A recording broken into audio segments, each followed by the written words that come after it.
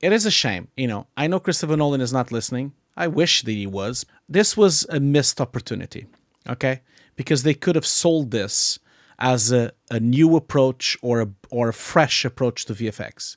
They could have sold this as, oh my God, look at what we've done here. We've done VFX on a different way, on a completely different method. We're creating something that is organic, analog, but we also use compositing, and we're trying to merge all these things. They've lost an opportunity here to actually sell that side of it. Because they were so quiet for so long and didn't say shit about it the whole time until the nominations came out, I think that's why they weren't nominated, because they could have said something about it. I don't think that's 100% right, only because I did publish a story mid-August about the film, as did a whole bunch of other journalists. Yeah. It has no breakdown. No one reads, Ian. No one is reading. Right? Like, you need to think about that. No one reads. This podcast is brought to you by Backlight. Backlight Creative enhances the entire creative project lifecycle. For pre-production, there's Celtics. For scriptwriting, beatboards, shot lists, and planning. And Backlight Gem, a narrative design platform for games and VR. For post-production, we've got F-Track Studio to manage creative projects with custom pipelines and reviews with CineSync and F-Track Review for high-res, real-time media collaboration. To manage your assets, connect your own storage to Iconic, a scalable cloud-based media asset management platform. You can learn more at backlight.co. And now on to the show.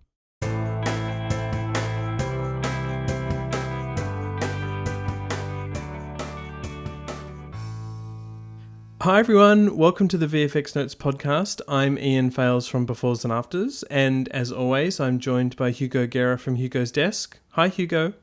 Hey Ian, how are you doing? Very good. Very excited to be talking about one of the biggest films from last year, Oppenheimer, today. Yes. But before we jump into it, we always want to give thanks to our sponsors, our Patreon supporters, and also people who simply just watch us. So, Hugo, we couldn't do this show without them, could we? No, we couldn't. We can't thank enough. Our sponsors have been with us for a long, long time. Thank you so much for supporting the show. Almost from the beginning. We've been having sponsors since like episode 12. So I can't believe we're in 57 now. It's unbelievable. It's been 3 years now. So yeah, thank you so much. And of course, the Patreons. The Patrons support us so much, both the Before and Afters and the Hugo's Desk Patreon. We can't believe that we actually get your support every month. It means a lot to us. And everyone that watches. All the freeloaders are very welcome as well. Exactly. In case people don't know you, if you're a Patreon supporter of either Hugo's Desk or Befores and Afters, you get an audio version, an ad-free version of the podcast first before everyone else. Yeah. Which I find a lot of people love listening to. And also, after the video is released, Hugo, people can still just listen to an audio version, can't they? Yes, they can. So a lot of people always ask me, oh, why don't we have the audio version anymore from Apple Podcast? And you can still do that with a free app. So if you just go to your app store and download the YouTube Music app, you can then listen to the podcast as an audio podcast, while you're working out or doing other things. Unfortunately, it has ads, just like the video has, but you do have a choice to at least lock your phone and continue listening to the podcast, and you can binge the VFX Notes podcast if you want to, while you break a sweat on the gym. Yes, well, just like I'm breaking a sweat in Australia right now, just by being in my room. Okay, Hugo, Oppenheimer from Christopher Nolan. I would say, even more than Barbie last year, I was obsessed about this film pre-release. Yeah. And some of that came, yes, from the no CGI stuff, which we absolutely will be discussing. Oh, yeah. But more of it, for me, came from, what is this film? Is it just a historical retelling of the Trinity test and the making of the atomic bomb? Or is it something else? And I knew with Chris Nolan it would be something else. Yeah. It actually wasn't at all what I thought it would be. But that little twist that happens with the film and the way it's portrayed, and we'll get to that, made it fantastic for me. But also just the anticipation is something I really enjoyed about this and going to the movies with lots of people. As I always say, it's something I just love about these big releases. But in terms of the actual film, Hugo, what did you think? I'm always so jealous about when you say those things like, oh, we watched it with a lot of people. Man, there's always no one at the cinema here in Britain. It's always empty. I kid you not. Like, I went to see Dune the other day with Anna, and there was like literally like, what, 20 people in the room? I don't know. I don't know if it's because the UK doesn't want to see the cinema. I have hardly seen people in the cinema. So I always feel a bit jealous because I do miss that. I miss that when we used to hear noises and people would, the crowd would go a bit mad on certain things, and you could hear like, oh, those sounds. I don't get those anymore at all. You know, I don't know what's happening. I'll be honest. Sometimes I see a press screening and it's full because it's a lot of people have want to see it from the media, and also social influencers are there, which is always pretty funny. But say for June too, recently I saw a press screening full and then an IMAX screening super full, and you know the buzz was amazing. Oppenheimer I saw twice, press screening, and then a smaller cinema, but that was still full. But anyway, I know what you mean. Maybe sometimes it just depends on if you're running to the IMAX for a premium screen or something else. I think it's the cinema's fault anyway, because it's too expensive. It's way too expensive to go to the cinema in the UK. It's like 18 quid just for a regular cinema ticket, and then 27 or 28 for an IMAX ticket. It's too much. It's just too much. Yeah. But anyway, regarding the experience, man, I just like you, I was not expecting this at all. Like, the film was very hyped. You know, I remember watching every time I went to the cinema, there would be a trailer of this movie. Like, for a year, I remember like a year before, there was already a trailer where you would hear the footsteps thing and you would see him putting the hat. Then you see him walking through the corridor in black and white. And then you would see the clock. And I saw that trailer an entire year with the explosions, and so it was super hype. And I had no idea what the film was going to be. I wasn't sure if the film was going to be a bit more action-packed or a bit more scientific or a bit more drama, or it turned out to actually be all of the above. Like, the film has this kind of heist factor. The middle of it is like a heist. You know, they're like trying to get this bomb to work, recruiting people almost like Ocean's 11, you know, recruiting people over the country. But then you have the hearing thing, which is like one of those old school 90s lawyers movies, you know, where you have the lawyer and the judge and this and that. So, and then you have like this romance section as well in the middle of it. You even have sex scenes, which was unexpected. I wasn't expecting that on a Oppenheimer movie, you know. But I felt like the film was very surprising. It was just like nothing at all what I was expecting. Now, did I like the movie? Hear me out, okay? So hear me out. I've watched this film 4 times now, okay? So 4 times? Yes. So first of all, back in July, you know, we're recording this now in March 2024. So just the weekend before the Oscars. So we don't know yet if they're going to win or not, but it's just before. So I watched it all the way back in July in IMAX. Wonderful experience. I thought it was way too long. It was a bit tough to watch for 3 hours. I was like, oh my fucking God, why is it so long? Okay, so it was a bit of a tough experience. Then the second time I saw it, a few weeks later, I saw it on regular cinema, and it was a bit easier. I had, you know, like I must confess, I kind of, the film has been growing on me. And now I watched it twice here at my house with the 4K Blu-ray, which I must confess is one of the best transfers I've seen in a long time. And I do know Christopher Nolan was actively involved on getting that Blu-ray to be the best possible Blu-ray ever. And it is. Like, the transfer is magnificent. It also, the extras are really good. And so I watched it twice now on my projector, and it's growing on me. I still think the film is too long. I do think the film is a classic. The film is getting better with age for me, and I'm enjoying it more. It's a really good film. It's probably one of the best films Christopher Nolan has made so far, in my view. I am really surprised by the way the film is made, you know, like the visual effects approach, which we're going to talk in detail in a moment, but then the whole cinematography thing with the IMAX thing and the black and white sections, and the actors are really good on it. There's an amazing ensemble of cast. So I think for me, the film has some problems. I think it's just way too long, but I also don't know how it could have been solved. You can't shorten it.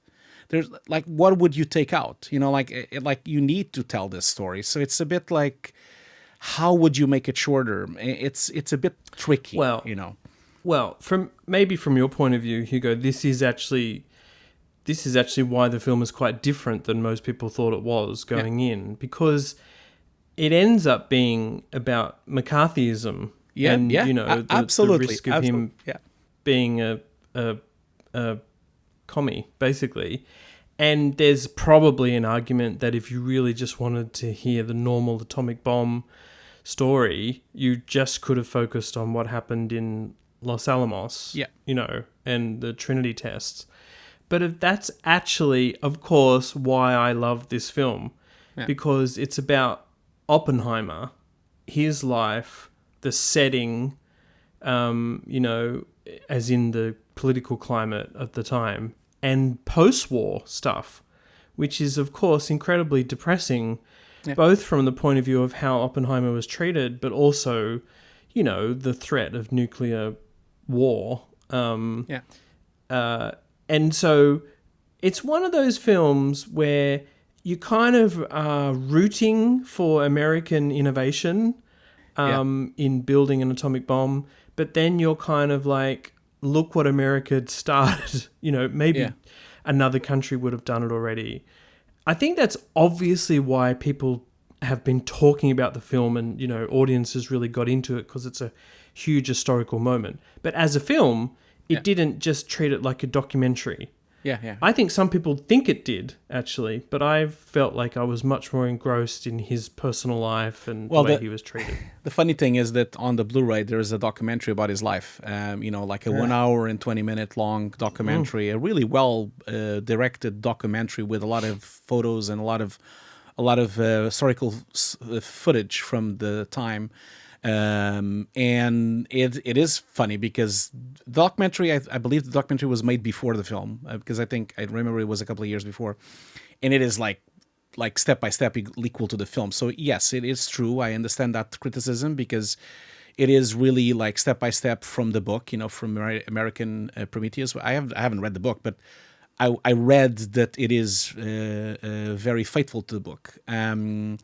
So I can understand that, but I do feel that the film is not a documentary at all. I feel like the film is this visual journey. Again, I keep saying the same. I think it's too long. I still say this until the end. I think the film is way too long, and I kind of like suffer a bit through it, watching it that way. That's probably one of my biggest criticisms on the film.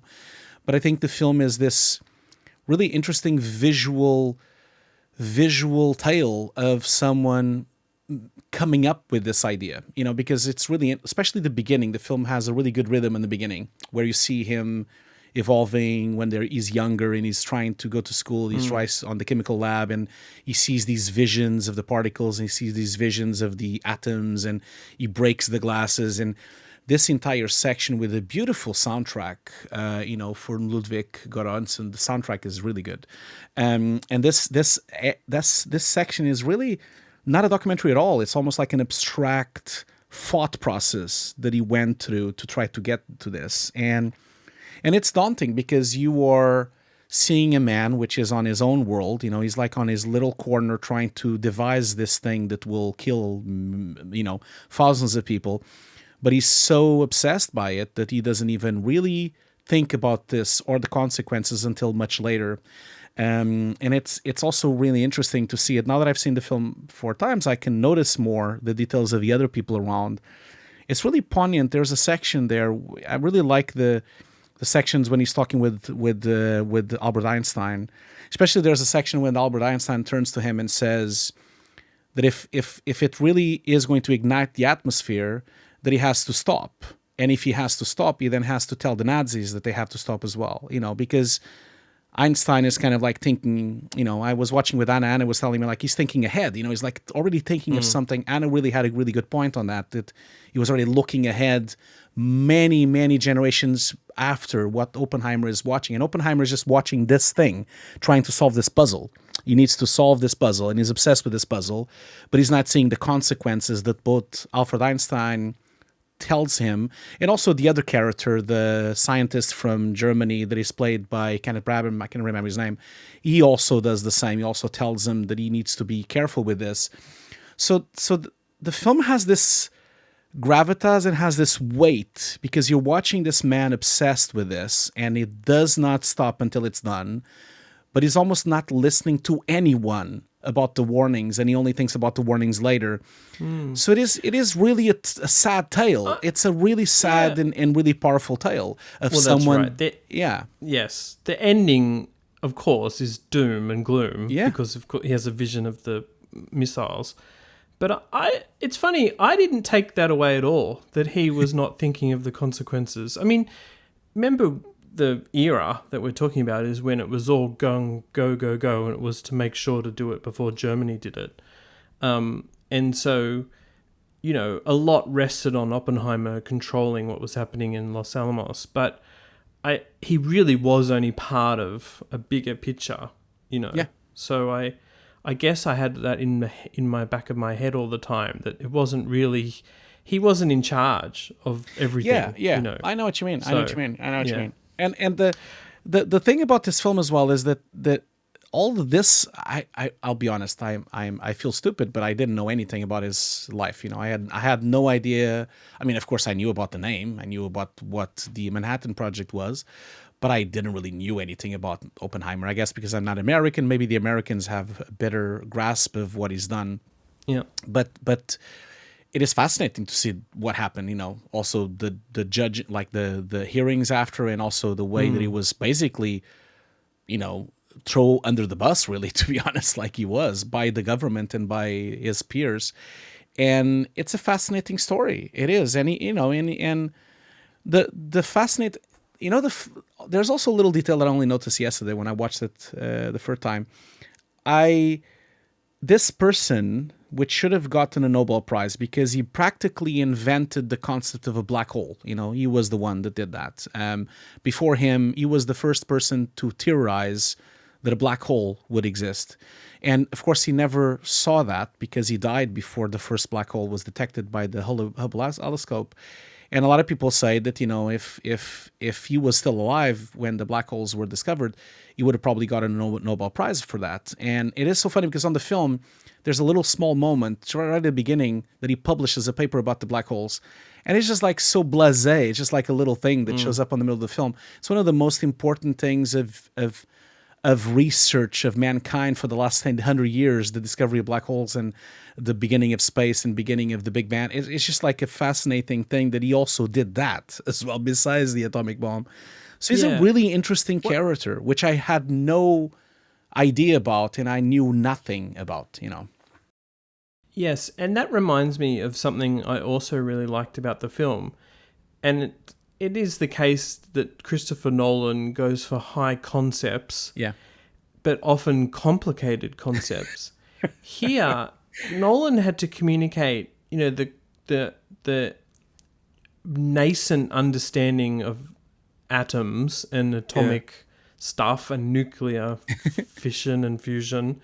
And I mean, I don't understand it. Me neither. But there was certainly the storytelling enabled you to kind of slowly get a grasp of what the Americans had to do to enrich uranium, and maybe the plutonium thing was going to work too, and maybe there's something else.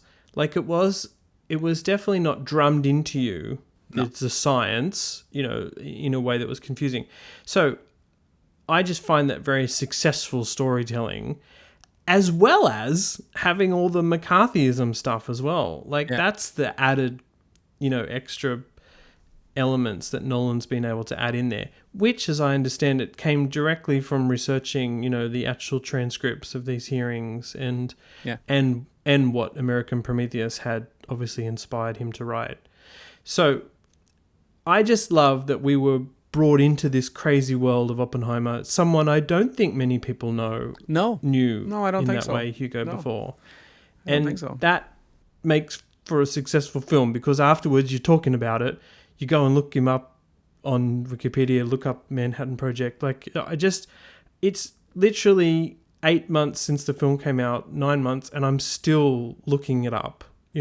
that's huge in my book. Huge. You're right. You're right. Absolutely. I've that's testament to how many times I've watched the movie now, because there is something that kind of like calls me into the film and kind of like makes me watch it again. And when I start watching it, I can't stop. I'll just watch it until the end, because the film has that. It's really well edited, man. Jennifer Lame, the editor, she did an amazing job here. I think she's nominated for the Oscar. She's already edited multiple films from Christopher Nolan. She's a really astonishing editor, and the film has an amazing rhythm. The way that it's showcasing all these things in a really quick way, even though the film is so long. It's still could have been longer, I guess, if it had a bad editor, I guess. But yeah, I know what you mean. The film does linger on your mind, and I have watched more documentaries. I have watched more things about Oppenheimer. I have checked a few more things. I went and researched and had a look at the original explosions and the footage, which is because it's mostly released. It's all kind of available right now. And I mean, the reason, like the proof that the film is still on the mind of everyone is the film is being nominated and winning, awards left and center. Just cleaned up at the BAFTAs, cleaned up at the, it's probably going to win a lot of awards on the Oscar night. I'm assuming it will. I think it will at least. I think it has 12 nominations. So yeah, it's a film that will stay for a while for sure. And yes, and of course we'll talk about visual effects, but in case you're living under a rock, the film was not considered by the Academy branch of visual effects, not shortlisted for visual effects. Yeah. Therefore, of course, was not at the Bake Off or is nominated. Yeah. Which we'll get to, but many people think that's absolutely crazy. Many people think that is the result of the hoo-ha that happened around the no CGI stuff. But before we talk about visual effects, Hugo, there is probably one of the most outstanding things about this film is the look of the film, the cinematography look in particular. Hoyte van Hoytema, the DOP, has worked with Nolan previously. Yeah. Things stepped up a level here, though, didn't they? Things stepped up the level in terms of, as you mentioned, IMAX and black and white. Hoyte has been doing like his filmography is astonishing, to be honest. Like to be fair, like one of his first films was one of my favorite Swedish movies, which is Let the Right One In. Beautiful movie. Really recommend. Do not watch the American version. Watch the Swedish version, the original. It's a vampire movie. I'll just say that. I won't say anything else. But it's a really beautifully shot movie. That's one of the first films he's done. And Tinker Tailor's Soldier Spy looks amazing. Her looks amazing. Interstellar, I don't even have to say anything. Dunkirk looks even better. Ad Astra looks even better. And we need to do Ad Astra on this episode, on this podcast. Tenet as well. Nope as well. I mean, he's just doing this astonishing productions right, left, and center, like one after the other. I mean, this person, like Hoyte, is really talented. He's one of the most talented DOPs right now working in the industry. I am blown away by the film, the base talent. But I have to say something about this film, though. Like, this film is strange for me because I've watched it in IMAX and you've watched it as well. Like, the film is really well shot and is really really outstandingly filmed, but I have a feeling that this film didn't necessarily need it to be on IMAX. If you really think about it, like, it's not like that kind of film that really was necessarily, and they really went for it. The entire film is filmed on IMAX, which is with the opening shot, they went for it, right? In IMAX, the opening shot of Cillian Murphy is on his nose. Yeah. And that was kind of course, an emotional moment meant to show, where he's at, but also basically saying to the audience, you're going to see, I don't know how to say this properly, but full frontal faces in IMAX, whereas, and I think I saw this on a documentary as well about the film, IMAX tends to work so well for vistas and, large landscapes. Well, Hoyte seemed to think, hey, let's do it for close-ups. Yeah. And that's just like a different kind of approach. It's not I don't think it's kind of been done in a big way before. No, it wasn't. No. And I'm not criticizing it. I'm just like saying that I'm glad he did it, but it is watching the film small screens and then watching it on a big screen and then watching it on IMAX. This film doesn't translate very well. That's the problem that I think exists here, because if you haven't watched it on IMAX, you will not really understand what we're talking about. Like, because if you just watch it on a DVD or a Blu-ray or watched it on Sky Movies, just watch it on TV, you will not get this, because it will just look like a regular movie, because the film, of course, the compression of the signal and the downsampling of the pixels is so extreme that it just kind of looks like a regular movie in terms of texture and look. Well, but when you watch it on IMAX, it is Yeah. mind-blowingly detailed, and it is really difficult to describe to anyone Yeah. how good it looks on IMAX. Yeah. It's incredibly difficult to describe, and I think that's a problem, which I felt the same on Dunkirk. When I saw Dunkirk on IMAX, on real film IMAX, which is the equivalent of 18K of resolution, which no camera in the world can even do that. It's really difficult to describe. It is the closest thing you will ever get to watching with your real eyes something, because it's so sharp, that when you're at the cinema watching the real celluloid version of IMAX on 18K, you think you're there. That's the thing. You feel that you're there.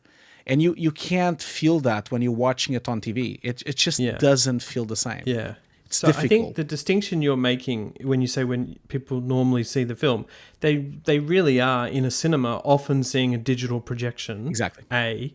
B, yes, on streaming or Blu-ray or TV, they're going to see effectively a digital projection.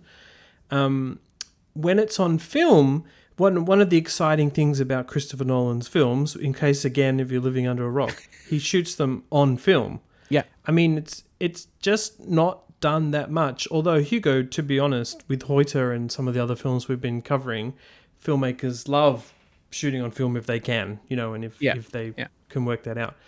But here in particular, just to get into the detail of it, they shot, color scenes on IMAX 65 and also... Oh, no, that's not right, isn't it? Oh, no, IMAX 65 and then effectively Panavision 65 large format. Yeah. I probably haven't got the description of that correct. No, the IMAX is larger. Yeah, the IMAX is a larger format. It's the perforated IMAX 17, and then the other one is 9, I believe. So the Panavision, it's a smaller... The point is, as you're saying, it's just...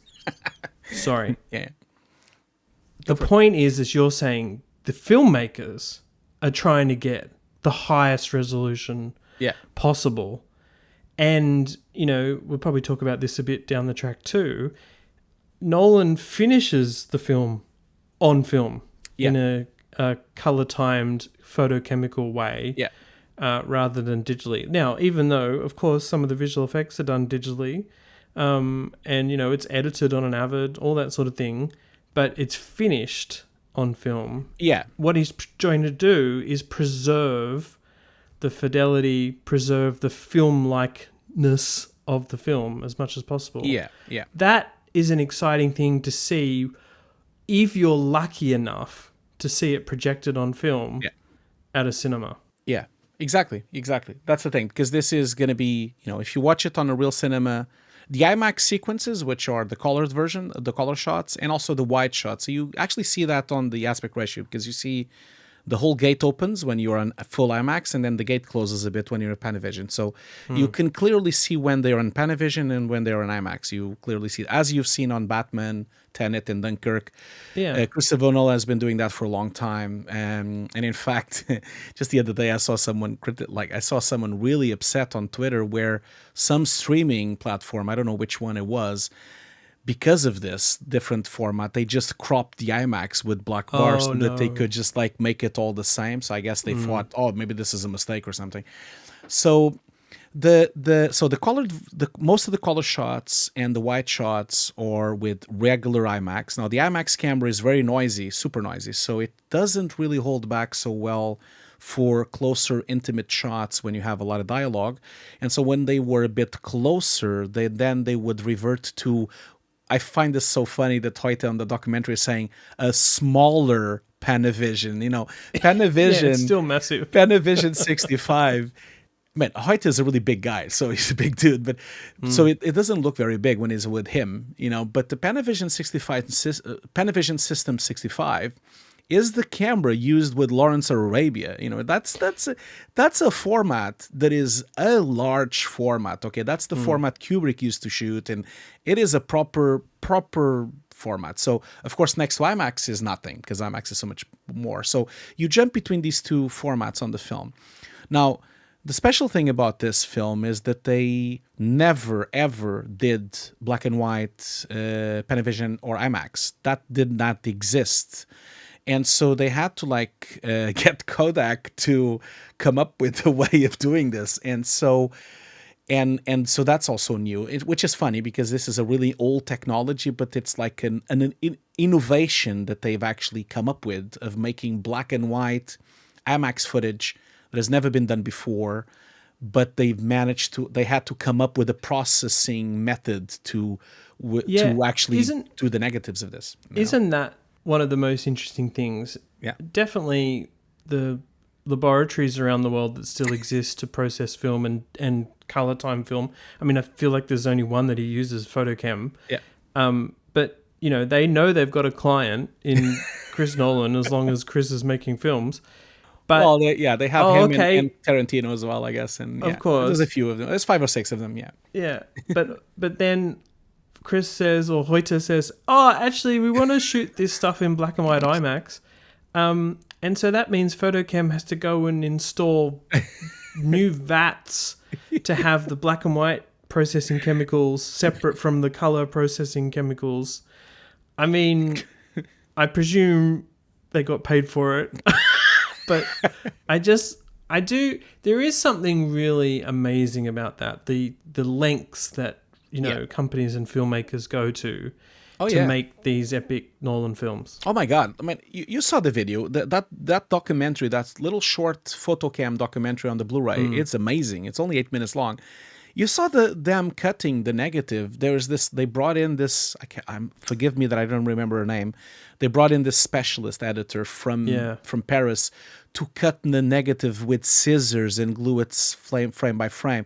This is a really difficult process. The process involves you editing, of course, with proxies on an Avid or an editing session, and then you basically print these EDL sheets, which has the ins and outs of all the shots.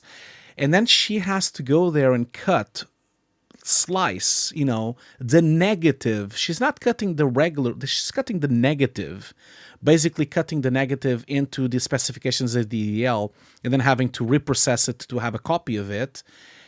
It just blows my mind. And then, of course, they have to then do the color correction and the timing in the lab as well with liquids and chemicals as well. And then, because this is not complicated enough yet, Ian, we need to make it even more complicated, okay? So then they have to go ahead and then have the grading of the digital version being done at the same time as the film version. And they have the projector with a split screen so they can see the projected IMAX and the digital version, so they match it frame by frame and shot by shot. This is like an unbelievable amount of work, okay? This is it is insane. And I feel, yes, probably only Christopher Nolan can do this, but you need a lot of manpower, you need a lot of money, and you need a lot of talent to do this process. It's just mind-blowing. I agree. There is obviously a wealth of history here, because of course this is how films were done. I know. Before the 90s. Yeah. But, those companies and those artists are... They're gone. They're retired. Dying out. And, yes, thank God Nolan is keeping things alive. Yeah. This is a bit of a side story, but I'm actually become obsessed with looking at footage from that Kodak 8mm camera that's finally been released. Super 8, yeah. They've made a new Super 8. What I can't get my head around... Maybe I could go and do some research, Hugo, is you shoot it and go and get it developed, but people seem to be given it back digitally. I was curious if people had been given it back as developed film. And, that's I what I guess would they want to might. look at. I guess they might have an Yeah. option, maybe. Yeah. Potentially, they have an option to do it. But my point is that I feel awesomely that people are inspired by Nolan and others to get their old school feeling back, with this approach. And that's fun. That's super fun. I must say one thing, like, I'm normally not a very big thing. I'm not a big supporter of film because I just feel like digital is just a much easier and simpler format to deal with from all fronts. Digital visual effects are so much easier in digital, and also editing is easier, and color correction is easier, and everything is easier with digital. It's just like easier. You can just watch it right away, and you can.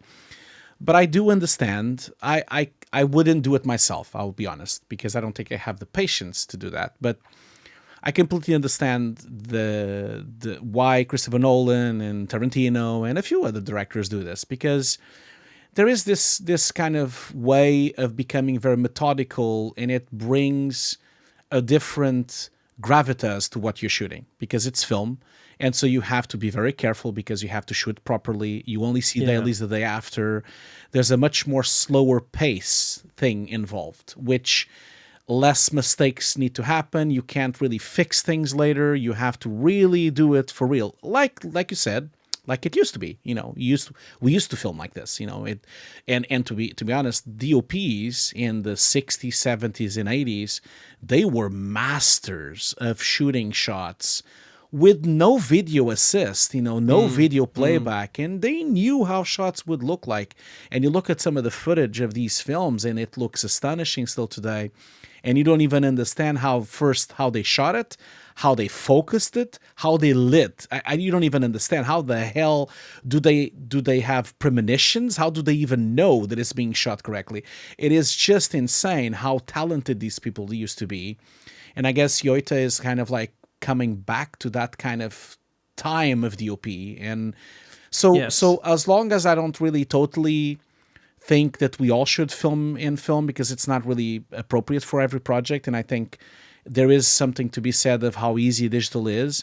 I do feel that a film like this, especially if you watch it on IMAX, I can completely understand how good it looks because it's on IMAX. Yeah. That's the thing, Yeah. I'm going to totally agree with you and say that it is something that doing it on film, as far as I can tell from hearing interviews and talking to a few people, it does make the filmmakers and the cast and crew concentrate on another level. Now, that's not saying that people shooting digitally don't concentrate and make the best film ever. I mean, ridiculous. But Killian's done a few interviews, and Chris, I've been really obsessed with listening to podcasts that they've done, where they said basically, the cast and crew had a great time on Oppenheimer, but basically when they got on set, they just worked. Yeah. Which is not to say they didn't have fun or got along, but it just sounds to me like because you have to concentrate when there's a take, and maybe there's only a few feet of film in the magazine, like you just have to be present and have to be there. A few years ago, Keanu Reeves made that documentary about digital film, and that was, I can't remember the name of it, but that was one of the outcomes that he had of talking to people, was like when the actor heard the magazine spinning, their mind just focused on the job. Yeah. A, because it was expensive, and B, because it was limited time. Now, of course, you just press record and you can record multiple takes without stopping. I really do feel that it changes the approach on set, but it also changes kind of the vibe of the film and the acting. I really do think that. No, it does. It does. Absolutely. But it does also bring an extra layer of complexity that is not really necessary, but is a choice. And it does deliver an extra je ne sais quoi to the film. It does, because the film looks different. You look at the film and you're like, it's almost like even if you're not on this industry, if you look at it from the outsider point of view, you know there's something different about the frames and about the shots and about the film. It just looks different. I don't know what. Yeah. It's almost like if you talk with someone that doesn't work in this industry, they will say, I don't know what it is, but it just looks different. And that's the thing. It looks different because it's something like nothing else looks like this. Yes. And all of the work from, I mean, Christopher Nolan has not done this all the time, but I think ever since he did the last Batman, it's been like this. Like the second Batman, Dark Knight, was half of it kind of in IMAX, and then the third one is almost the whole thing in IMAX, and then since then, it's just been IMAX all the way. Like, he just doesn't even care anymore. It's just like, just run it on IMAX. And so it's funny, like watching Robert Downey Jr. on interviews. He's actually has the opposite. He doesn't criticize. He just, I found it funny. He's quite quirky when he says, like, yes, this is really complicated. I feel like I'm on film school. I guess they've picked the most complicated way of filming this. And so he's, of course, joking, because I'm sure he's having a time of his life. But it is really complicated and really overcomplicated for just a little extra. But I guess that's like the 10%. I guess that's the thing. Yeah. Which... Add to that, no chairs and no toilet breaks. I mean, on a Nolan set, no. We keep hearing things like that, but I think it's funny.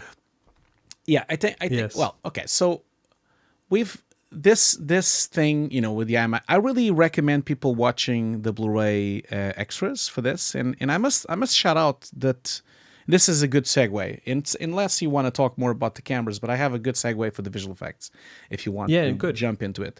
So the Blu-ray is outstanding. Just wanted to let you know this. The Blu-ray has a really good featurette about the chemical process of the Panavision and IMAX.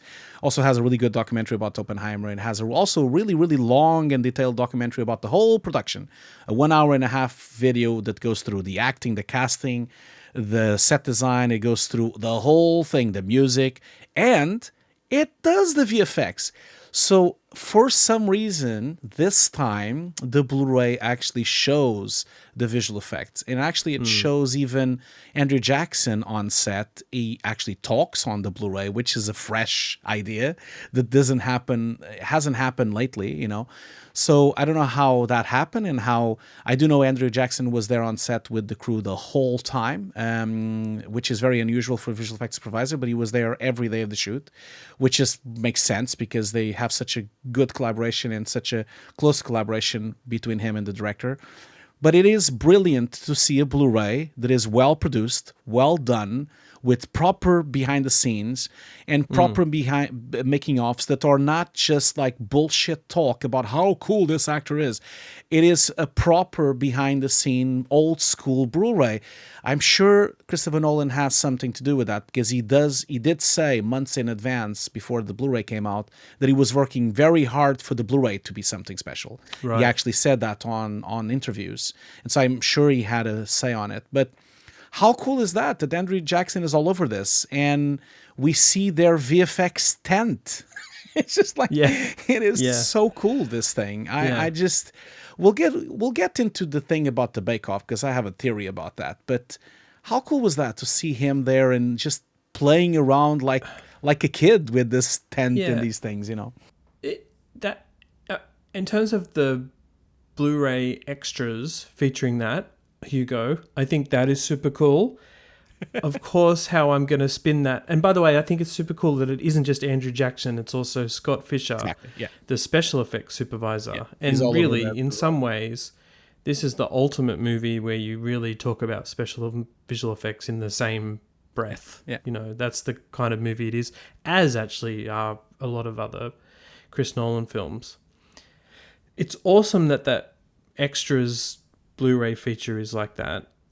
The big challenge with this film, before we talk about actual details of visual effects, Hugo, I feel, was the pre-discussion of visual effects. Now, the quick history of that is, of course, everyone assumes this is a film about Oppenheimer. It's going to have a nuclear test blast in it, if not the blast from, the Japan bombings, but it didn't have those. But everyone knows it's going to have a nuclear blast. So just like any film, there's a whole bunch of interviews done in magazines. And, Nolan, these magazines tend to get early access to the filmmakers. And previously, maybe Nolan has made it clear that he doesn't love solving visual effects challenges with just computer graphics. You know, he wants to use all the techniques. Yeah.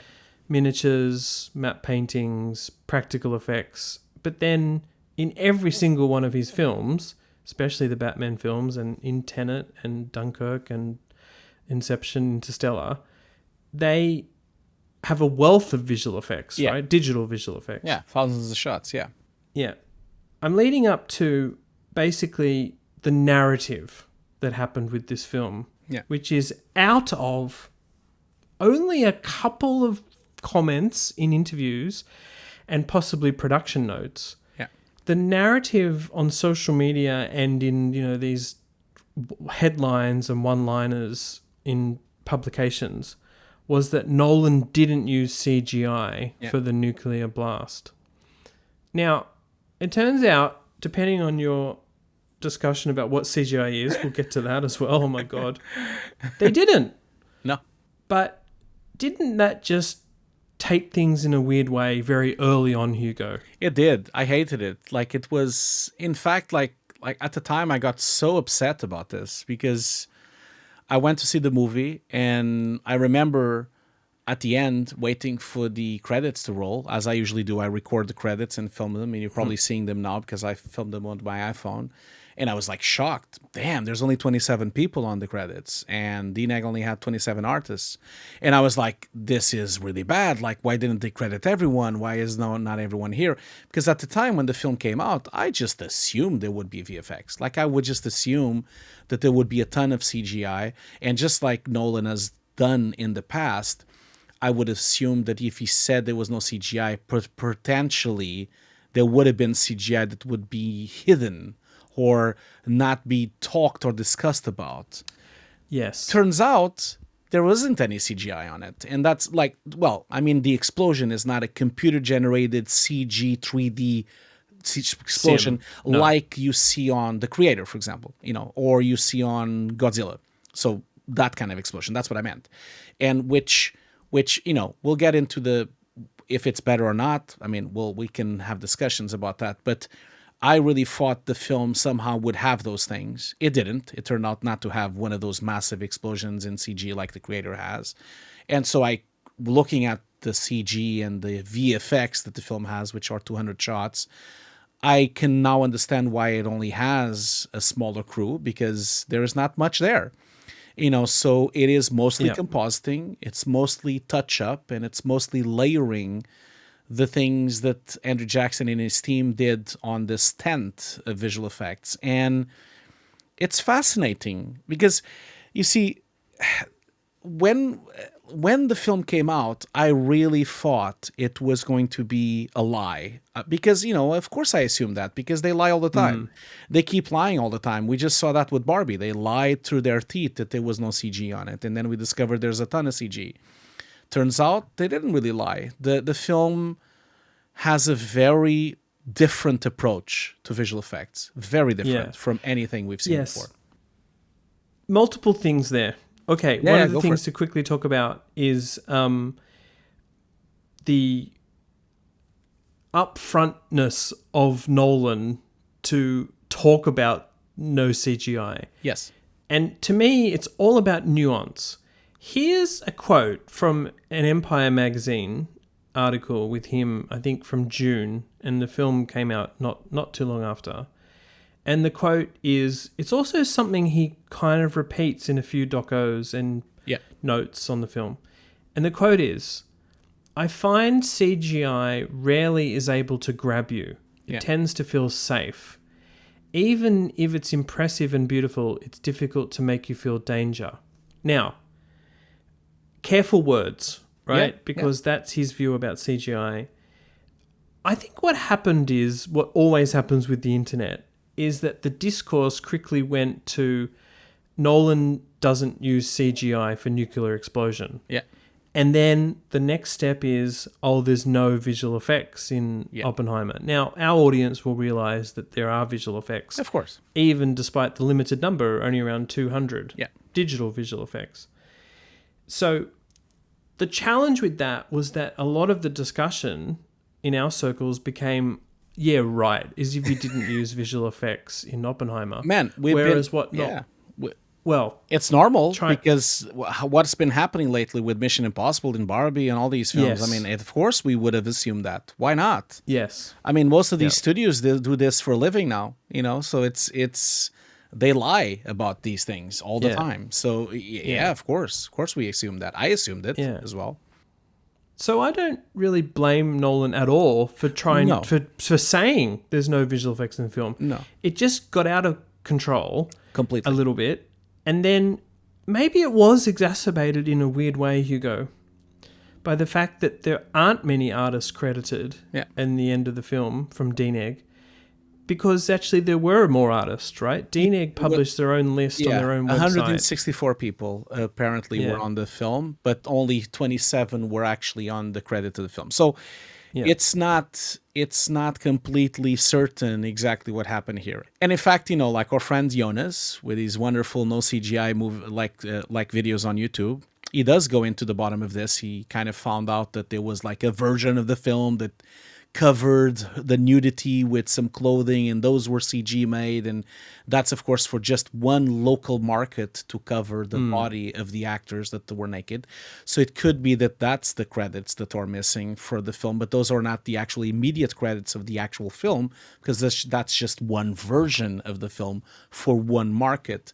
It's unclear. I am not completely certain of what's going on here between the 164 versus the 27. I'm not sure. It's very common in an Aquaman 2 or a Spider-Man that heaps of artists who worked on visual effects artists who worked on the film don't get a credit, and it's to do with all the history of credits and time and all that sort of stuff. So I think it's more likely something like that.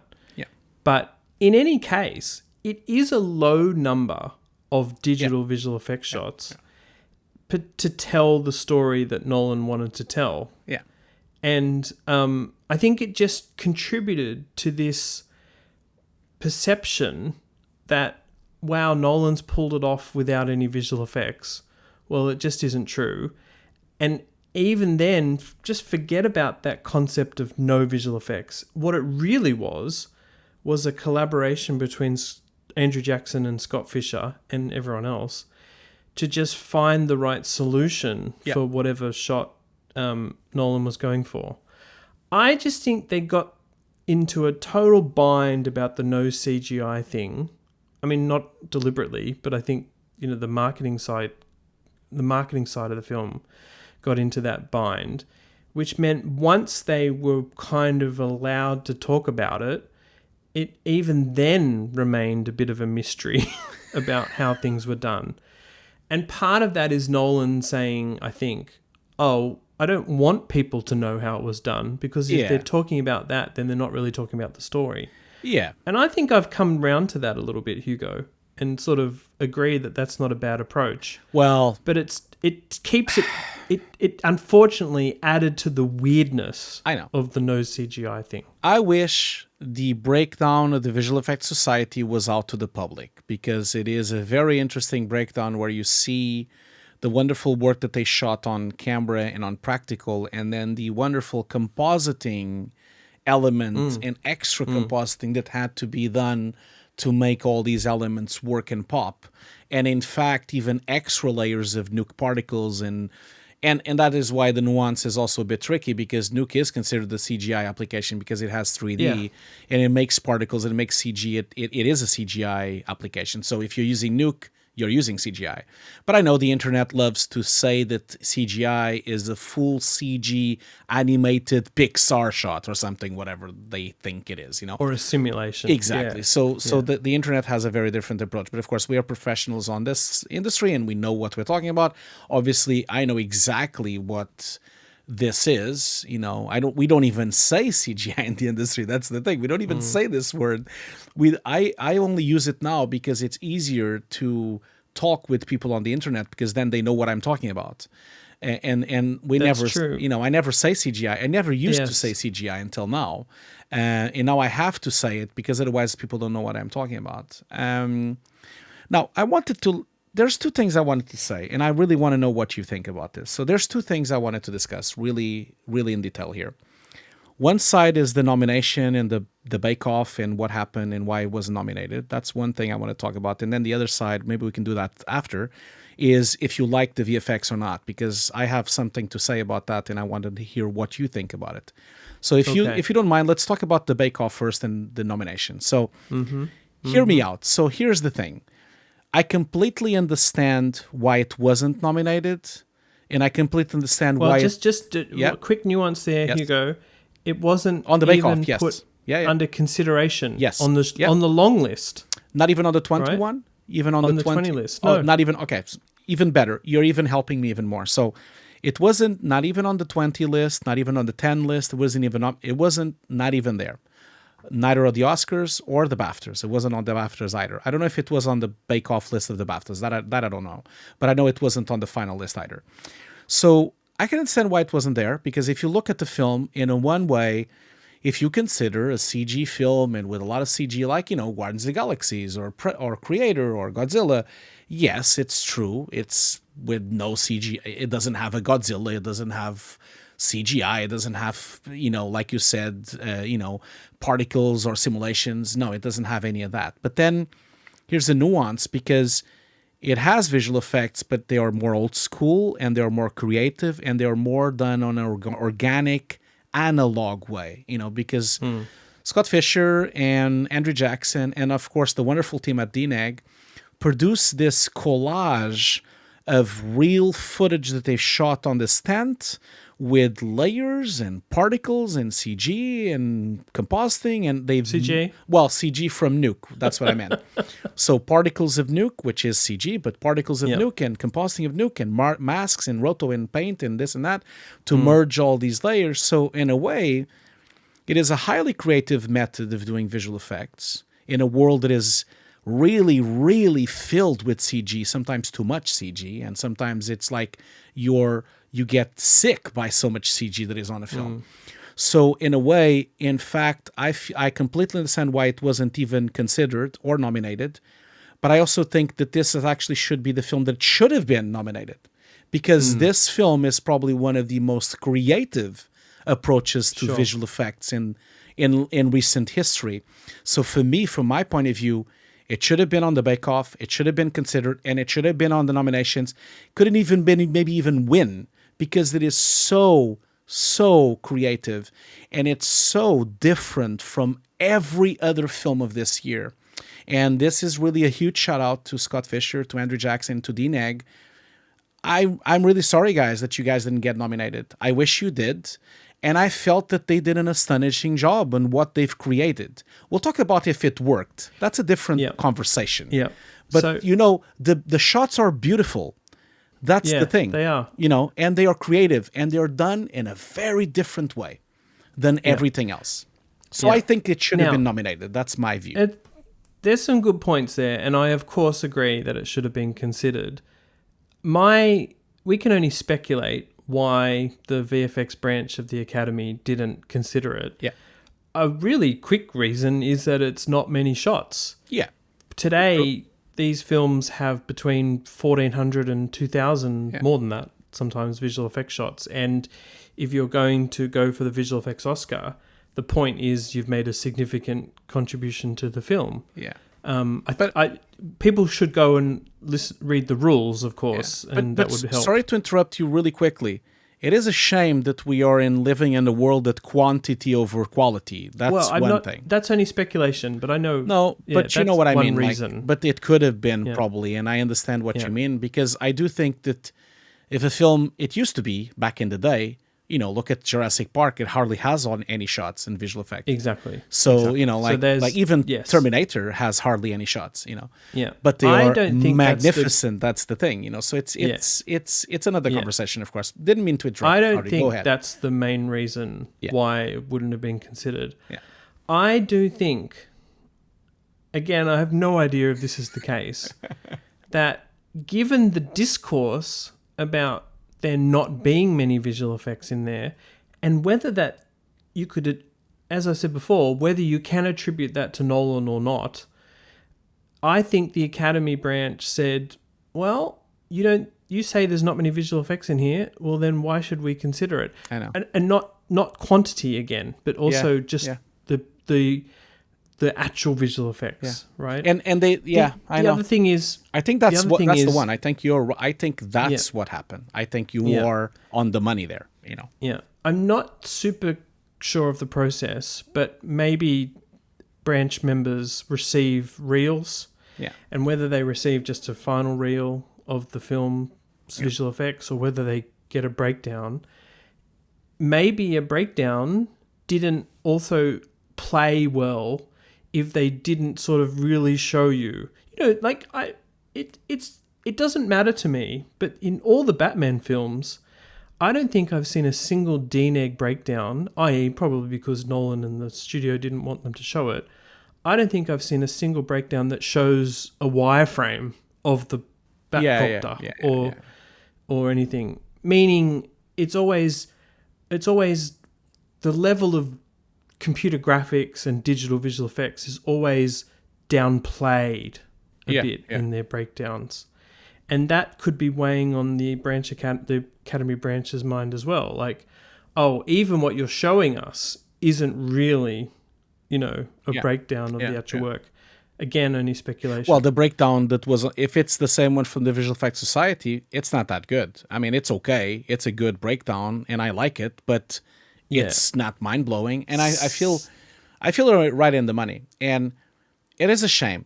I know Christopher Nolan is not listening. I wish that he was, but if you would have been listening, this was a missed opportunity, okay? Because they could have sold this as a new approach or a fresh approach to VFX. They could have sold this as, oh my God, look at what we've done here. We've done VFX on a different way, on a completely different method. We're creating something that is organic, analog, but we also use compositing, and we're trying to merge all these things. They've lost an opportunity here to actually sell that side of it. Because they were so quiet for so long and didn't say shit about it the whole time until the nominations came out, I think that's why they weren't nominated, because they could have said something about it. They could have been more vocal about how it was made. And this was months after the film was out, so it wasn't going to reveal anything about the film. I don't think that's 100% right, only because I did publish a story mid-August about the film, as did a whole bunch of other journalists. Yeah. It has no breakdown. No one reads, Ian. No one is reading. Right? Like, you need to think about that. No one reads. No one reads. Okay? No one knows that. You're saying two things there, which is they didn't show anything. Yes, they need to show it. That's the thing. Well, I mean, it helps with people understanding what work was done. That's the only way. No one reads a thing. They only see things. Yeah. And no, that's not the point that I'm making. The point I'm making is that it wasn't a decision not to show anything. It was a decision not to reveal. Yeah. Right? Yeah. And you could sort of sense something was going on with that, with another kind of offshoot here discussion that we're going to have, Hugo, is that a few people on the internet started doing some experiments at home in their labs or in their backyards and recreating some of the visual effects in the film in a really well done way, by the way. Well, some of them actually match the original.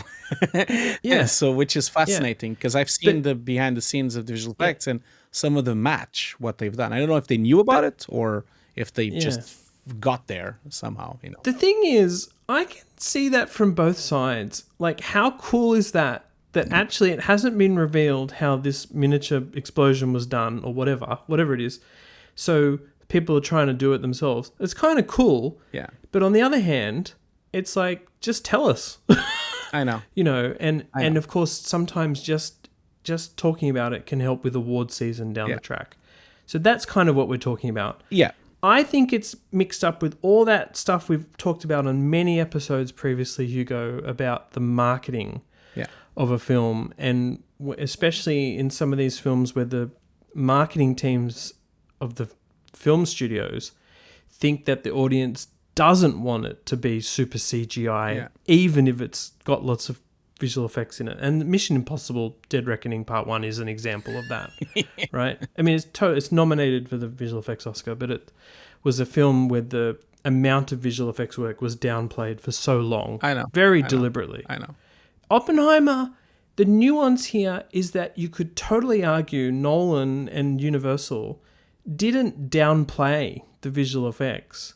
They just didn't over communicate it. No, right? that's what I mean. That's what I mean. Yeah. Like they should have taken the opportunity to and market this as a new approach, because I'm really sad that it wasn't nominated, because I am really fed up of the typical nomination films. You know, we have a really good year, that, by the way, this year. We do. It's really strong and really good with the nominations. But in the past, we've had some really, really questionable nominations with some really, really like films that are just there for quantity's sake. And I'm getting a bit fed up of that. I'm getting a bit fed up of the churn of films that only have the same always the same kind of effects and same kind of shots. And this was something different. And I love that it is something different. It is something that would have been different. And if they would have been nominated or even win, it would have just sent a message to the industry that, oh, we can do this as well. Let's try that instead of spending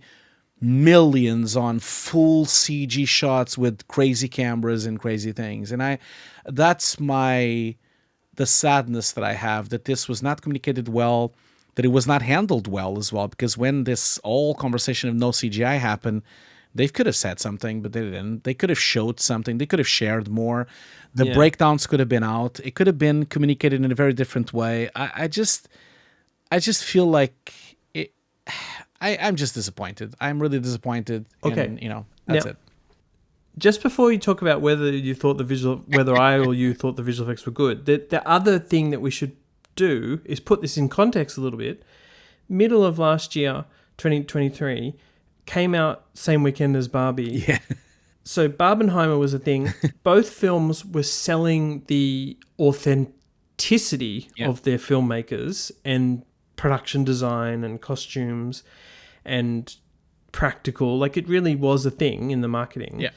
But the context is, of course, the strikes that then came and the mood that the visual effects artist industry was in, which was not a good mood, which totally legit.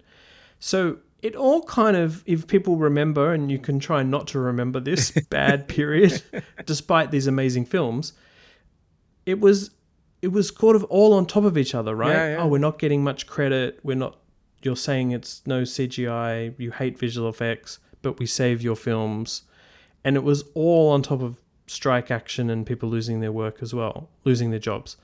So I think it really compounded a little bit, didn't it, at the time? Yeah. Not just in terms of what we're specifically saying in terms of whether it should be nominated or not.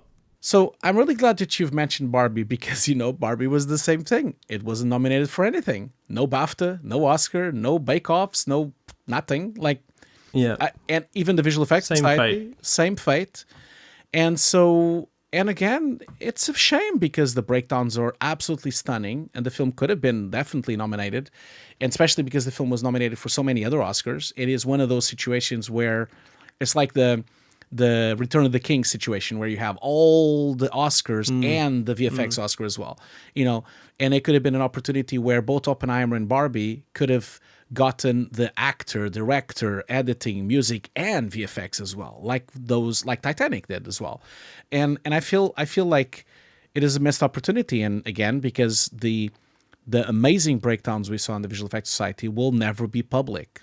And it's a shame. There was only 5 people in the room when I was a judge at the Visual Effects Society, and I guess only those 5 people who watched those breakdowns. I don't know. It is just a really shame, because they're astonishing, but they will never be released. Yeah. They will never be released. You make me think of something else just before we talk about whether we even like the visual effects in Oppenheimer. It is like, I have actually had the absolute pleasure of talking to Andrew Jackson like 4 times about this film. That's awesome. And for an interview for a magazine, we did a piece at View Conference. He was also at SIGGRAPH Asia in Sydney with Wakamo from DNEG as well. And Scott Fisher as well did a podcast with me.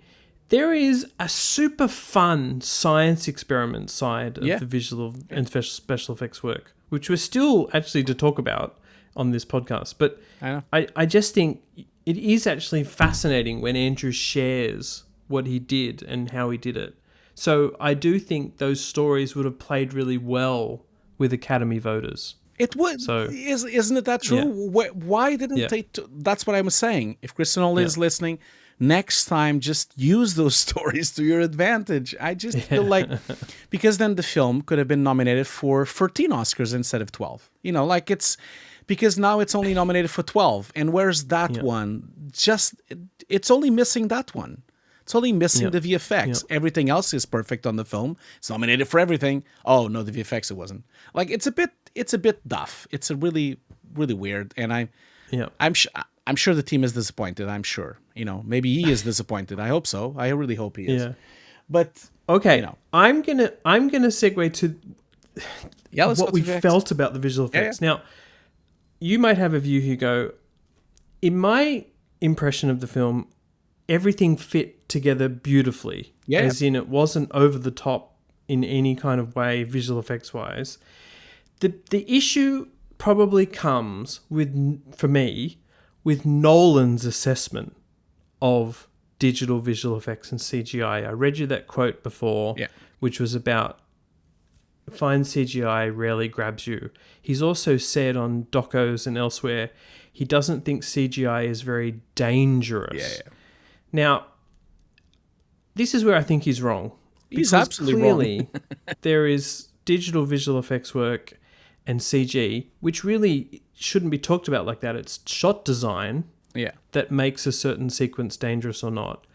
And the extension of this, I'm not actually going to have an opinion just yet, is that many people saw the Trinity tests in the film and thought they were underwhelming as explosions. Yeah, of course. Now, I've got an opinion about that, but I'll come back to it. Yeah.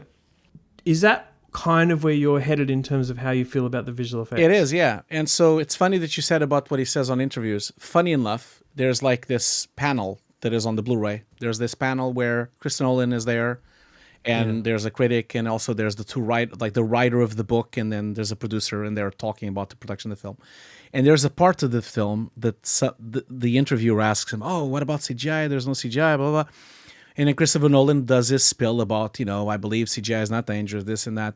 And then he gives an example. And he turns and he says, I did a nuclear explosion on Batman. They did a wonderful job, but it was just not scary enough. And I was like thinking to myself, listening to him, like saying, fuck, man, you didn't see any other explosions in your life? That you just saw the one you made? Because that's how it Which sounded is also like. this big in frame. It sounded so stupid. I'm sorry to say this, but it sounded so stupid. It sounded to me like a person that did not watch any other film for the last 10 years. And I know that's not true. I'm sure he watches a lot of movies. But it sounded to me like he was living in a fucking cave. How can you say this? Oh, it wasn't scary enough because we did an explosion in Batman 15 years ago and it didn't look good. Haven't you seen The Creator? Haven't you seen Godzilla? Come on, man. Are you kidding me? There's a lot of examples of amazing explosions all over the place on multiple films. Like, I'll give an example on top of my head. Amazing nuclear explosion on David Lynch's Twin Peaks Season 3. Come on. That explosion is astonishing. It's not for real, but it doesn't matter because it looks fucking amazing. I just feel like this... I feel like Christopher Nolan sometimes digs his own holes, man. Jesus, why did he say that? I was like, come on. I know why he says it. Oh, but we can clearly infer why he says that. Because, Hugo, there are shots, CG or practical or otherwise, that look fake. I know, of course. And he is not going to approve a fake CG explosion in his film, but I kind of get what he's saying. I really do in this case. I understand, yeah. He really should have at some point realized that it was probably not deliberately denigrating visual effects artists or CG artists. I don't even think he noticed that he was doing that. And yes, so that's one issue of it, is like, oh, you can't do as well as what I managed to do, even though I of course use my visual effects and special effects soups to do it. You know. And then the second thing is, and giving an example of a film that has a tiny little minuscule explosion. Oh my, come on! Don't get me started. Yeah, go for it. Second that. The second thing is, did we actually think the result in the final film lives up to his dangerous and whatnot thing? And you're going to say no, right? It looks okay. Okay, it looks okay. Ian, I waited 3 hours. Like, well, it happened. It happens 2 hours into the film, so it's like 2 hours and something into the film. Waiting for 2 hours on this massive, amazing film. It has a tempo. It's growing and growing and growing and growing, and then when it happens, it's like poof. It's like a little poof. It's so tiny. The scale is so tiny. And it just doesn't, it's not, well, sorry, Chris, it's not scary. It wasn't. Like, it is not scary. It's good and it's beautiful, but it's not a nuclear explosion. It's a gasoline big explosion. That's what it is. That's what it looks like. But you could argue this isn't about the explosion. It's about the editing and wish shot they design. didn't show it. That's what I feel, that it would have been better if you didn't show it. Yeah, we talked about that offline, actually, which is, I had a feeling watching the film that, you know, I'd seen stuff in the trailer, You would have seen so the I figured flash they'd only, show things. something like that. Yeah, that I would've been actually ballsy.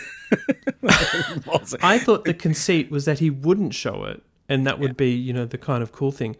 Why I don't think I think it looks amazing, but why I think people reacted just like you have to it is that over the years, not just the Trinity test, there is a collection of nuclear explosion footage that people see. I know where you're going. Close up, in super slow-mo, remembering that those explosions were often shot with these scientific cameras on film, not very high resolution, but that could acquire those images at like absurd frame rates, isn't it? Yeah, like and also like some of them that are like going around on the internet are not actually that explosion. That's also the other thing. There are bigger bombs and other tests that were done later, as well. I think that the mind psych, people are kind of used to that thing. But I don't want to sound like a dick, okay? So I'm going to just say one thing here. So we have all of these images. We have the close-ups, the ball, the flash that we see through the film where you just have the fireball coming and the close-ups and then the smoke, full frame. I think all those look astonishing. I think those shots look absolutely mind-blowing. The close-up ones, the dust growing. I don't even understand how they made those. They look amazing. The only thing I didn't like was the main one, the main big ball that you just see growing. You see them on the floor. You see them sitting down on the floor. And behind them, you just see like this really small gasoline explosion in the back. That's what I don't think it worked. Everything else worked. The close-ups and the macro lensing and the fireballs that you see in the beginning of the film, the middle of the film, and then on the actual explosion, those look astonishing. So I'm only really complaining about that single shot of this little small puff of thing that you see all the actors sitting on the floor and then you see it behind. The scale just turns me off there because it looks too tiny and it doesn't really look powerful or dangerous. But then, they cut to it and then they intercut with the close-ups and they cut with the flash and the sound. And I think then you can get away with it. But I just was expecting something bigger, more menacing, and more powerful. That's what I felt, when I saw it the first time. I was just disappointed when I saw it. That was it, really. I disagree only to the point that he is building up that explosion from a feeling and emotion of, the audience by that time really wants the ticking clock. We really want it to happen. And then it's almost a ruse in that after that, that's not the end of the film, is heaps of another hour. Trials and other stuff, right? So to go. I don't think this is necessarily the case, but I think it's almost slightly sort of deliberate that it's not a ridiculous explosion. Otherwise, Nolan might have had risked you know, being too much like a huge, crazy CG explosion, Hugo. No, I agree with you. But I agree with you. I think yeah, you're right, and I think it was proposed in purpose, and I think it was supposed to be this small, and it was supposed to be this underwhelming, because also it was a little bit more underwhelming, the one that was the real Trinity test compared to the other yeah, footage that we've exactly. seen. So I completely get that. I just disagree completely with Christopher Nolan's assessment, because I think all the other shots, the macro shots and all the other shots are beautiful and they are perfect as they stand. I just think that this single shot could have been done in CG and it would have looked just as good, better, if it and even better. And I think no one would ever notice that would have been done in CG, because we are now in a state on a point where they like we can't tell if it's CG anymore. We have already reached that phase a long time ago. Obviously, when we notice that it's CG, that is just bad, production design, and also bad staging and bad budgets and timing. This is Christopher Nolan. He has probably a blank check. He has a lot of time. He has a lot of leverage. He has a lot of power. He would have had power enough to keep going at it until the CG would have been perfect. And I just feel that it's a missed opportunity, because I think he's giving a disservice to DNEG. I really think DNEG could have done this and would have made a walk in the park. It would have looked stunning if they would have had the DNEG resources to do this shot. I just feel, and we would have probably had something closer to the actual Trinity test, because what we have is not really, it's much smaller than the Trinity test, and also looks too much like a gasoline explosion. And it doesn't even need much. It just needed a little Yeah. bit of compositing, a little bit of CG help, merging some CG into the real one, just like massaging it into place. I just feel the shot didn't even need a full simulation. It just needed to augment what was there. So that's my feeling. It's a missed opportunity in that sense. Part of it, believe it or not, is also about the way they were allowed to talk about the visual effects. I will say this, that some of the talks that Andrew Jackson gave, he never showed breakdowns, but he showed a side-by-side of the Trinity test Yeah. with what's in the film and the more subatomic sort of thing. And I have to tell you, Hugo, they were pretty close. Yeah. So But you're talking about the again, close-ups, or you're talking about the main mushroom? both of it, both. Okay. Okay. And I think it's again about a collective memory. It's not. I've watched the real one. It doesn't look anything like the one on the film. I'm sorry, man. I'm sorry. Like it doesn't. Okay, it's fine. I just feel like this is just silly, this conversation, because I guess the silliness of this is that I just feel like they went through all this trouble to do this. Like, why didn't they use the resources they had in their disposal? Why couldn't they use CG to try to make it better? I just don't understand it. I don't. You're sort of saying, well, they'd made a decision not to do it out of principle. They probably should have changed their minds. Yeah, Given the I result. think so, because Yeah. because that's how I feel when I watch the movie. I'm not alone there. I'm not alone with this opinion. A lot of No, people said you're this. I'm not alone on this opinion, and I just feel that the film.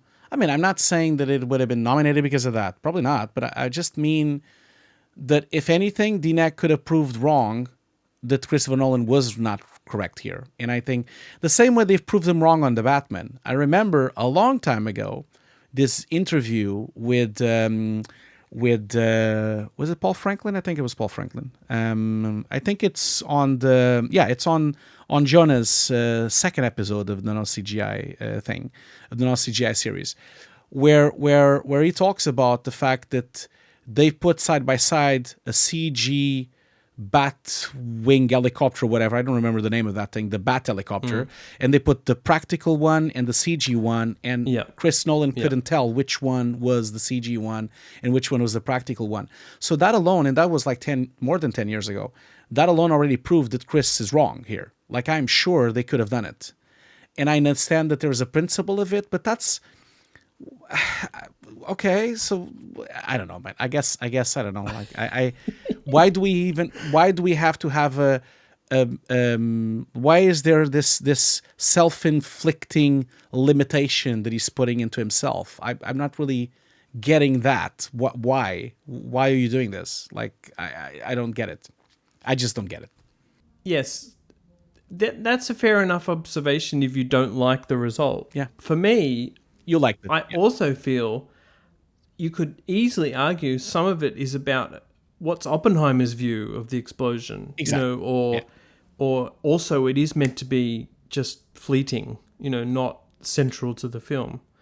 But Hugo, the whole point of it is interesting in terms of talking about it and Nolan's approach, whether it worked, and really, in my opinion, the most important thing is that the discussion of it Yeah. was not handled properly.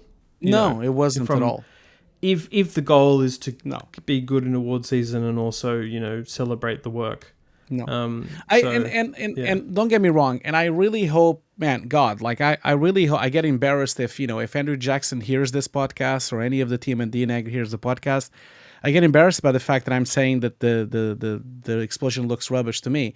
I don't it's not like that. I mean, I think it looks fine and it looks good and it's powerful, like it's okay. I I I just can't pass the fact that it could have looked better. That's the only thing that I'm discussing here, and I think they did a wonderful job to what they had. I mean, come on, considering that it's a physical explosion, I can't believe how good it looks. That's the thing that I could say, because if you consider it's a physical explosion made the old-fashioned way, like we used to do on the '90s explosion movies. It is astonishing what Scott Fisher and Anderson Jackson managed to do with just gasoline and explosives and TNT. I mean, it is mind blowing. And in fact, if there was an award for best effects, I guess that would have taken that award, because it is impressive. It is really impressive what they've done. It's just that yes. I don't agree that CG wouldn't have made better. I really feel that the combination of CG and practical would have done a better service to this shot. But I'm sure, who am I to say that? I'm nothing to criticize them. They are the ones doing it. They are the ones that can decide this. And in fact, I feel that everything else on the film looks absolutely stunning. Everything that they did with the magnets and the physical water tanks and the word machines, it just looks absolutely mind-blowing. When you first sent me the frames a long time ago, when you sent me the material you got for your articles, I couldn't believe what I was watching. Those frames are works of art. They're absolutely works of art. It's just let's talk about some of those, because I think we haven't really dived into the actual work. No. That they're in the trailer, and also you'll see some finished frames that Hugo put up. Yeah. But the subatomic shots are probably some of my favorite. They're beautiful. They're absolutely and beautiful. That's meant to show the particles or waves or subatomic level of Oppenheimer's nuclear understanding. And it's visual effects work. Yeah. Right? Because the final result is composites. Yeah. But getting there involves some really ingenious use of spinning beads, in particular.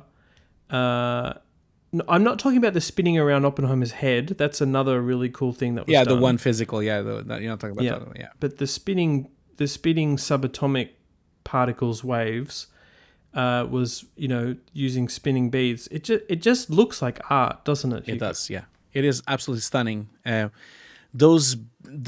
The way that and as I understood from your articles and from the behind the scenes, the few footage that we have and some photos as well from Andrew Jackson from these articles, they really developed these really intricate machines to do some of these things, like some kind of weird machines to spin magnets and to spin layers. And it's a really, really artistic process. It's really definitely a very artistic process where Andrew and his team would put a camera right away in front of something. They would have tested with dust, with slow motions, with particles, with spinning beads, magnets, whatever they could find, water tanks, little dusts of sprinkles, little termite that it would explode. And then if Chris Nolan would have been happy with some of the shots that they would have experimented on this little tent, then they would bring in the big gun, they bring in the IMAX camera, and then they would have Yeah. shoot it for real. Because let's not forget, this was shot on IMAX and with some really cool special lenses. I have one of these. I actually saw it on the set. I have one of these lenses. It's like this tube, really long tube macro lens that you can put on the water, and you can do some really, really cool, really weird macro photography with it. It's very usually commonly used for documentaries of wildlife, and it's awesome for this. Probe lens, Yeah, right? it's called, exactly, it's a probe lens, exactly, that's the word. And so, yeah, this is why I was saying that the Oscar could have been nominated, because I find this really fascinating, this creative process of shooting something with a regular camera, then showing it to Chris, then coming back with an IMAX, shoot it for real on IMAX, and then do these composites. And then the way it's integrated into the edit with the train of thought of Oppenheimer, it is just art, really. I just find them fascinating. Yeah. And as we keep saying, it was almost like a big science experiment that Andrew Jackson drove with Scott Fisher. And then Hoyter's part of that too, because you're right, they had to develop this lens that could go into cloud tanks, water tanks, to capture elements. I really love, in particular, maybe two of the macro slow-mo, kind of explosion, showing a star, showing the bomb shots. One is where Andrew Jackson would burn thermite, as you said, in this crucible, and it would just create this round star sun looking fiery look. Yeah. And then, here's some elements, DNEG, take it further. Yeah. And that's kind of what I love. That one in particular, those in particular. The other one is the big ball, right? Oh, yeah, it's awesome. We understand that that's basically a latex contraption. Actually, the truth is Andrew Jackson hasn't given too much detail about how that was done. And someone tried to redo it on YouTube, so Hugo might have that video as well there. Yeah. But I kind of love, we keep saying we wish he talked about it more. There is a side of it where I like not knowing. I'll have to admit that. I know what you mean. So that's another one I really liked. And then for the explosion scenes, Trinity Test, that you didn't love, Hugo, I didn't. I thought the dust work there. No, cool. yeah, that's what I mean. Like the close-ups and the other shots look absolutely stunning. I don't mind those. I just feel like it's just the main shot, the main one. The ending looks really good. The end section where you just see the mushroom on the top, which is dark smoke. That also looks beautiful. It's just the first small one that you see near the people. I just can't buy that one. And this. But don't you love? Yeah. Don't you love that Andrew Jackson would go and make a dust rig, he'd just do a tabletop miniature basically, and have a way of a slider coming along the rig. Those shots are brilliant. To make it dust coming to camera. Those shots are brilliant. Those are absolutely brilliant. And those combined with the ball, which we don't really know much about, and then together with the composite of the extra fire that comes out of the ball, that's a composite of something else that they shot, which we don't really know where it came from. Those little, the fire that comes out of the ball, combined with like you say, the line of slow motion dust on the bottom, those are beautiful. And I if no one would have told me that was shot on a tent, like a physical, like a science, like a science experiment, I would think that would have been CG. I wouldn't even consider that would have been real. But the cool thing about this is that this experimentation that goes on of trying different materials and trying different termite and water and balloons and grass, this kind of experimentation can really only be made physically. And that's why it's so interesting, because it is not really easy to go into such a creative process in CG. You can't, because there's too many people involved, and you have several stages of the pipeline. You would have had to have someone doing layout, and then someone doing the particles, and then someone doing the simulation, and then someone would have to do the compositing. It would have really diluted the the creative aspect of it, and also it would have like slowed down the process so much that it would have been the iterations would have taken too long for you to even look at it, as opposed to Andrew Jackson with a bunch of balloons and dust. He could have like experimented 20 different shots in one afternoon, and then Chris That's would true. like one instead of having to wait for an entire CG pipeline to come across to one shot that Chris could have looked at, And despite what the defense we continue to make about digital visual effects, which of course I'll always make, I do walk away from Oppenheimer liking that I know or that I feel some of these effects were done in a practical way. Yeah. Which people might think, well, Ian, why, it shouldn't matter how they're done.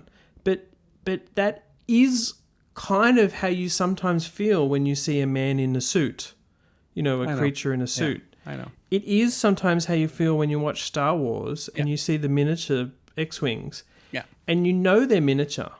Yeah. But you sort of just feel something tangible about it. That exists as a real thing to feel about a film. So I appreciate that, is what I'm really getting at. Yeah, absolutely. No, I understand that as well. But you're also right that the final result should be what matters. So the way they got there is not really supposed to be important. And I guess people outside the industry, people that don't know how this was done or how just regular movie goers. Of course, the movie was a huge success, so of course people loved the movie because everyone went to see it several times, and the movie made $1 million, almost $1 billion, very close to $1 billion. I'm sure it will make it now with the re-release. But so people loved it anyway. But I still saw on the public audience some disappointment on the explosion. I felt like I saw a lot of people talking about that on YouTube and on Twitter and on, a lot of people just like saying, "Oh, it's a shame that the explosion wasn't a little bit better or this or that." I felt that I still feel that, but I do get what you mean. I think this film, in particular, will probably last longer in the test of time because of that, because it's all done for real, it's all done in IMAX. It will not go it's not like the film in 20 years from now, oh, this is so blurry because it's so low res, like it is still IMAX 18K. It's all shot for real, and so it's still gonna look as good now as it will look in 20, 30, 40 years from now. And that's actually one of the reasons why I also can understand why I didn't really want to do CG with this, because how the hell would they even render this on 18K? They wouldn't. Like you can't really do simulations that large with the computers we have these days to a point that would have looked as perfect as that. It is really difficult to handle such high resolutions with nuke and compositing and particles and CG. It would have been an odyssey of itself to try to achieve that, to render those kind of things. I'm interested in that. Even, yes, doing a full CG IMAX frame is crazy, but even compositing these frames and delivering them back to film to be placed in the film must have been nuts. I would love to hear more about that process from Andrew and others at DNEG. I will tell you this little tidbit, everyone out there in Hugo, that Andrew did tell me at one point, because as you mentioned, Hugo, he was doing all these experiments, which meant he was filming them with a camera, I imagine some sort of SLR, a DSLR perhaps, that he was doing mock-ups of some of the effects himself, perhaps in After Effects or Nuke. Yeah, it was After and Effects. And he would show Chris QuickTimes, and sometimes, maybe even just once, and I don't even know which shot it is, he said that there was a QuickTime that he'd given to Chris that was better than the IMAX frame that was made. And so in the film, whether it's the final element or just made up part of the final elements, there is an original test, as one of the visual effects shots, just as a QuickTime. Yeah. And of course it works. It works fine. No one knows what it is. No. And, I'll beg him forever to tell me, because I just think that's a really interesting, funny story to know. But, I know, I read that in your so, article. but it's what worked. Yeah. Right? It's what worked. That's what matters. Yeah, absolutely. So Absolutely. I've got one more visual effects thing that really is more a cinematography thing in a way that I think we didn't mention yet, which is when Oppenheimer's giving that speech at the hall, and he's starting to really fail, that they wanted the background behind him to go blurry. And, this is mixed in with great sound design as well. And I thought it was really clever that to do that, they actually projected a picture of the background behind him and could make it go blurry. So, again, it's a really great thing that probably also involves some digital effects work, perhaps, to do some stabilization or something. Apparently it didn't, but I don't know if it's true or not, of course. But apparently it didn't. But clever way. It's very clever, and it really harkens back to. I actually thought it was compositing when I first saw it. It turns out it wasn't. It was a projection of a photo of what they've took of the background, projected into the real background, and it was aligned with the background. And then if they would have shaken the projector, then the alignment would have gone a bit unalignment. And it kind of like harkens back to this effect that is on the first Batman, when you see the Scarecrow toxin being deployed and people would see the background shaking. Obviously, that was done in compositing, but this is like an analog version of that. And the funny thing is that it doesn't happen only there on that final shot that you're talking about. When he's doing the speech, it actually happens through the film a few times, but on a very subtle way. There's one time that happens on one of the parties, and there's another time that happens in a train when he's inside the train, and it's a very subtle little shake that happens just there. There's quite a lot of practical effects that are really nice like that. The projector, also the flashes of light that happen quite a few times, both on that stage where he's talking with the people, and we see like the person with the skin coming out, and also the flashes of light that happen inside the hearing that he's inside this really tiny room. So there's quite a lot of really smart practical things that they did that could have been done in compositing, but it makes perfect sense to do them for real, because then you don't have to go through the whole process of doing it 8K scan and then going to nuke and then comping it and go bring it back to film, and it just becomes an easier process. The film is riddled with physical old school effects. There's even miniatures on the film as well, or the missiles and the missiles at the end, which are awesome as well. Like, that's really cool. I really thought that was CG when I first saw it. But no, not true, not CG at all. So it is a fascinating film to dissect. And maybe in 30, 40, 50 years from now, we'll be able to finally know how those balloons were made, how they did all of those things. Then you'll be like doing your track at FMX with Andrew Jackson like 20 years from now. Like, yeah, back in the day we used this. And then you finally know. Then he has a picture of it. It has a picture, FMX 2060, or something like that. I love it. Yes. Well, Hugo, I think we should wrap it up there. This is probably one of our longer episodes in recent times. Makes sense. The film is huge. Deserved a rant. Makes sense. We'll call this the VFX Notesenheimer or something like that. I should edit Barbie's episode and Oppenheimer's episode and intercut between the two episodes and just keep cutting them, and we jump into one. And I should do that. I should just do a Barbenheimer VFX Notes episode, because we have both of them. We have both of them recorded now. So we could do that,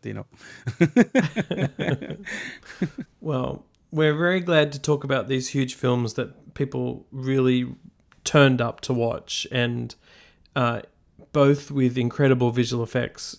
Oppenheimer, as we've kept saying, I think deserve to be in the final 5 for the Oscars. Yeah. But frankly, it doesn't matter that much. DNEG did a stunning job, and big congrats to them and to Andrew and Scott. Hugo, been a pleasure chatting to you. I even know which film we could take out to put this one in. We could take out Mission Impossible and put this one in instead. I'm just like kidding. No, I'm just being nasty. I'm sorry. No, We are recording this before the Oscars, so if Mission wins, well, oh Hugo, you my might God. have to eat your hat. If Mission Impossible wins, I am going to leave this podcast. We're never doing it again. It's over. We're gonna shut down, and we're never gonna do an episode ever again. Okay, you heard it first. Let's see what happens.